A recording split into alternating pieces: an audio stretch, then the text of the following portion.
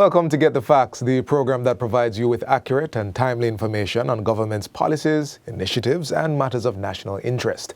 I'm your host, Theodore Henry. Today we'll focus on a critical area of public health, maternal and newborn care. Jamaica has taken a significant step forward with the introduction of newly developed maternal health guidelines and a revised neonatal manual aimed at improving outcomes for mothers and babies across the island.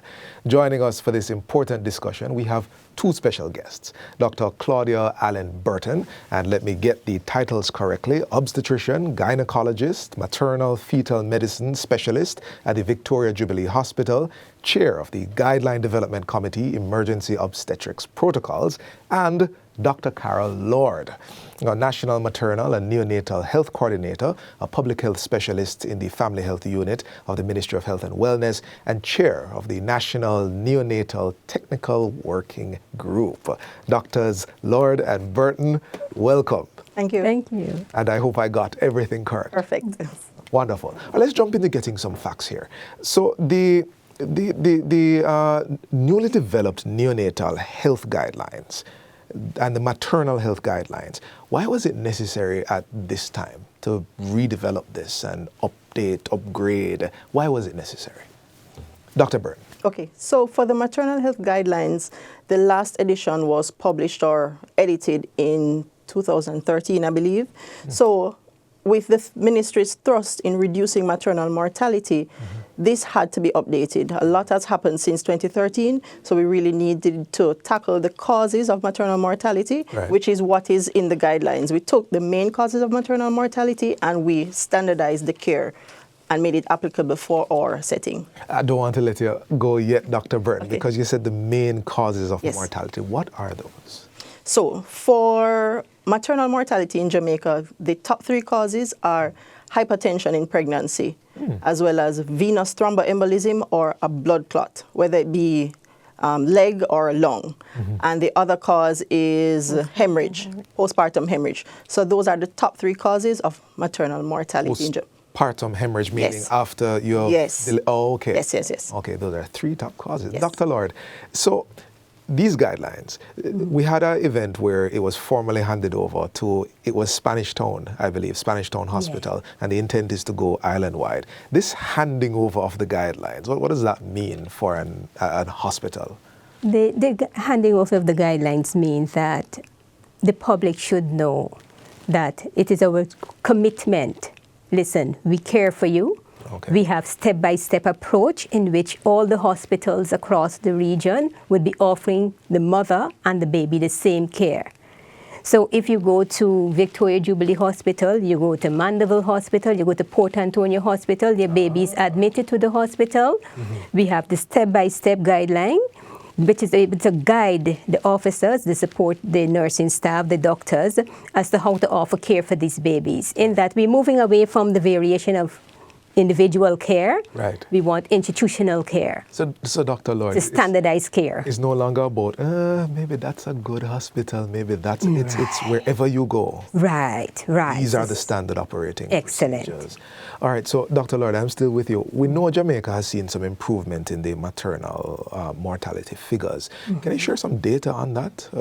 What have we been seeing? Yes, actually for Jamaica, we have our maternal mortality figures are above that of the global expected rate. And it's not only for Jamaica, it's globally. Above being good?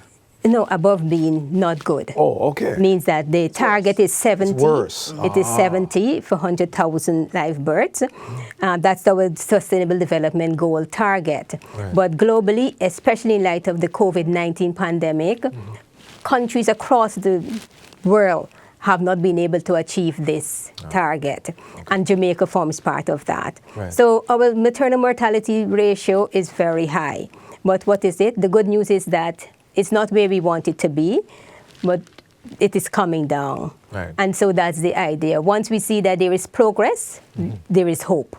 And so with those numbers coming down, we are moving from 211 per 100,000 live births during COVID-19, that is 2021. Right. And so we're now moving to 134. Okay. Yes, so we're moving in the right direction. So we're trending down. We're moving down. And we're not just hoping, we're putting in guidelines, Yes. procedures to impact the figures and keep them going down.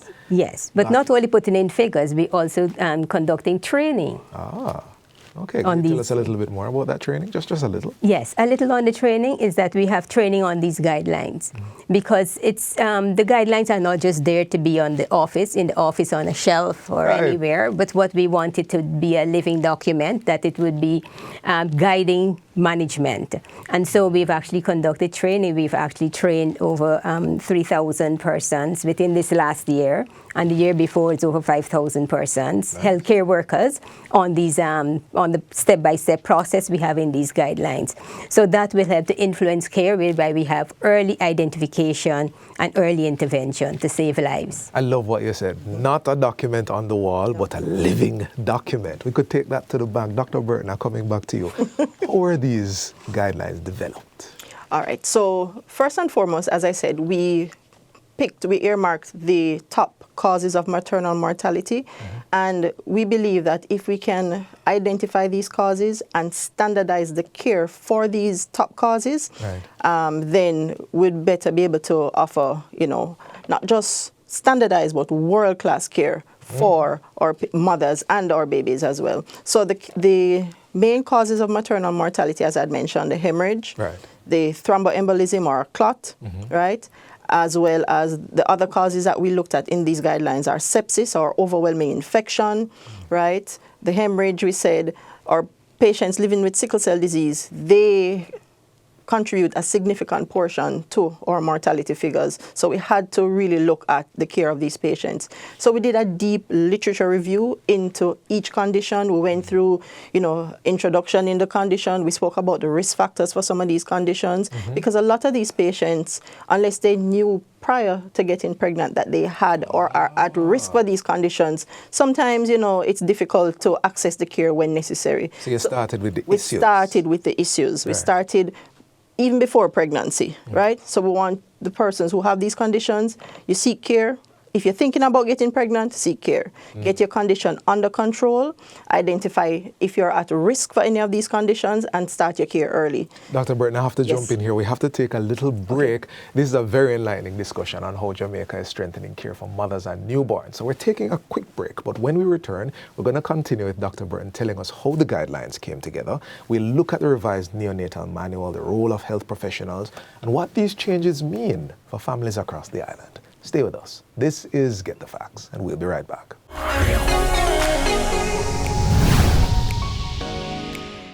Jamaica, Jamaica. Now Jamaica coming through with Janelle Smith, and the Jamaicans have a slight edge. And the Jamaicans are coming away here. What a run. Brilliant finish here. It's Jamaica's gold. We produce the best athletes on the planet. Jamaica has the most gold medals per capita in the world. We produce the most musicians per capita. We have the most music produced per capita in the world. From a tourism perspective, we have many world-leading statistics as well. The Caribbean has the bluest waters in the entire world. Don River is the #1 attraction in the entire Caribbean.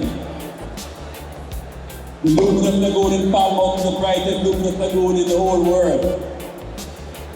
The Milk River Spa is the 4th most potent mineral spa in the whole world. Jamaica can fit into Australia 700 times, and Blue Mountain Peak is taller than every mountain in Australia. What I'm trying to share with you is that we are not ordinary. We are extraordinary. We are not normal. We are special. There's something about us as Jamaicans living in Jamaica that the world depends on us for bike, depends on us for excitement, depends on us for us to lead in the way of creativity. Jamaica, Jamaica.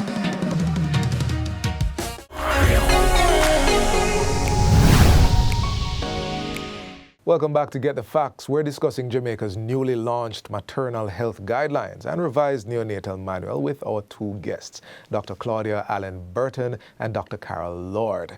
And Dr. Burton, we went to the break right in the middle of you telling us how the guidelines came to be. We started with the issues. Right. What was the next step? Okay, so in order to ensure that the manual is not just applicable to our setting, but to ensure that all persons can understand. So what we did, we assembled a team of persons from all the regions. Oh. So we didn't want it to be a Sarah or a Kingston or a town thing. Everywhere. We wanted everyone involved. Right. So all the regions were represented. We had our specialists, our obstetrician, gynecologists, we had our epidemiologists a part of the protocol, the guideline creation, our midwives as well, because they are usually on the front line in terms of, managing our patients. Cool. So we took each issue, we took it apart. We looked for all the new guidelines, the latest stuff, right, that is available, and we tried to make it applicable to our setting. Oh, that's fantastic. Yes. Not only did you look at you brought the people who are doing the work, yes. in Yes. essence, yes. and said, help us formulate yes. these guidelines. Yes. All right. Dr. Lord, alongside the maternal guidelines, which we've largely been speaking about so far, there's also the launch of a revised, and let me get the title right, Policies, Procedures, and Protocols Manual for Neonatal Care Unit. The first major update I hear in 20 years. Yes. What was that about? All right. I must say that development of these protocols, guidelines, what you would want to say, they're not easy. Ah. It's dedicated work, Right. hard work. And so we do understand with many competing priorities, persons, it's very difficult to get a specialist in one place for a protracted period of time to develop these guidelines. And so we had actually come together to get these guidelines through because we recognize we're in a changing world, evidence are changing. As it relates to the neonates, to the premature babies, time is important. And so we have to incorporate the best practices from all over the world, including Jamaica, to ensure that we can have early recognition and timely intervention for these babies. Not only that, the importance here is to, as we standardize care, be able to update what is happening, how we manage patients with respiratory distress, for example. Right. This vulnerable premature babies, that survival is very important. Yeah. And so if we don't intervene appropriately, we can lose these babies. And so this document had to be updated, We had actually been, in the updates, we have actually introduced the hepatitis B bird dose vaccine into that. Okay. We have introduced the sickle cell newborn screening into that because, Jamaica is one of the only Caribbean islands that have 99.9% newborn screening. I must throw that one in. Thank you. Yes. But, things like how we manage jaundice, neonatal jaundice, the yellowing of the skin and the eyes in these babies. The graph, what age they are, what gestational age they are, how to manage these jaundice. So if I can jump in here, care for the mothers, crucial, but care for the children. Very important. So we've updated both of them. They're now standing in a more modern place.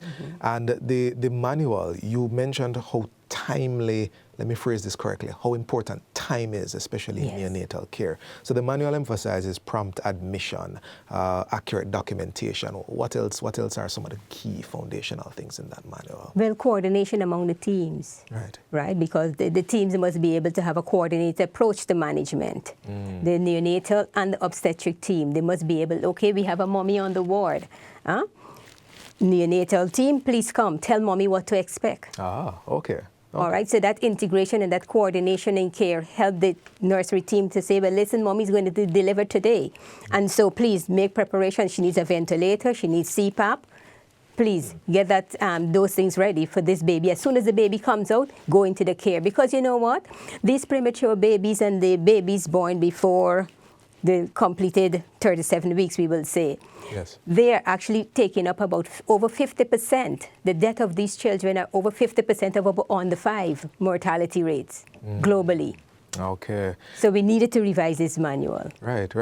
Breaking down the silos, making it interconnected, and making it work for our mothers and our children. We're almost out of time. Where can families get access to this document? And is there an educational push for them to know what sort of care is being organized for them?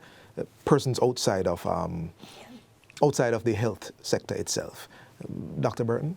Yes. So actually, one of the manuals has already been uploaded to the Ministry of Health and Wellness website, which is the management of postpartum hemorrhage. Right. That was a leading cause of mortality, so we had to put that one up there first. The thought, or we plan to make access available for the other manuals in short order. Okay, so even before the official handing over, people... Hemorrhage had to be on the site. So it's been there for a few years, eh? Yes. 2019. Oh, wonderful. All right. So we're in the final few seconds of this interview. And Dr. Lord, is there anything that you'd like to say directly to our audience regarding maternal care, neonatal care? Well, of importance, I want to say, Mommy, you miss your first period? Join your health facility. Seek health care professional immediately. If you are high risk, ensure that you're supervised and delivered by a specialist. Keep all your clinic appointments. That's very important. And once you see danger signs in our maternal record book, you know this, this famous record book, we have the danger signs that you can see. And so you tend to care quickly. Let me just show you. It's right in and every mother, once you become pregnant, you should have this book. And this page has all the major warning signs. Complication is there. Go to your health facility immediately. We call it Act Now. So I want to encourage you. You can have a healthy baby and a healthy mommy.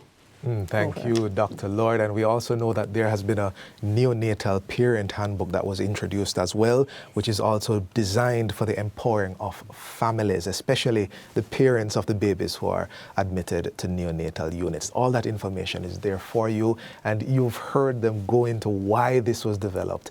Improving standards, ongoing training, greater access to care. Our country is steadily moving towards safer pregnancies, safer deliveries, and healthier beginnings and continuations for our mothers and children. This has been Get the Facts. Our guests were Dr. Claudia Allen Burton, obstetrician, gynecologist, and chair of the Guideline Development Committee, Emergency Obstetrics Protocols, and Dr. Carol Lord, National Maternal and Neonatal Health Coordinator and a public health specialist in the Ministry of Health and Wellness, and chair of the National Neonatal Technical Working Group. Until next time, I am Theodore Henry. Thank you for watching, and take care.